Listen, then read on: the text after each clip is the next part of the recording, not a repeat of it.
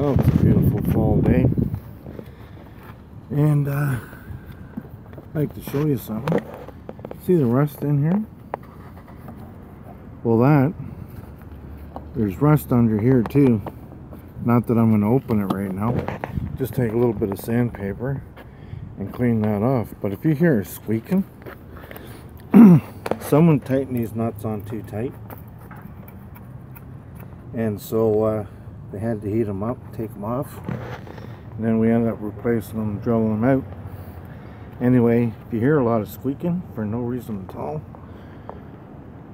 they're loose, and suggest just a quick walk around and tighten the nuts and save you from a big embarrassment of the wheel falling off. Anyway, we're going in for an etest. Hopefully it'll pass. I think it will this time. Take care. Subscribe, like, share. Bye.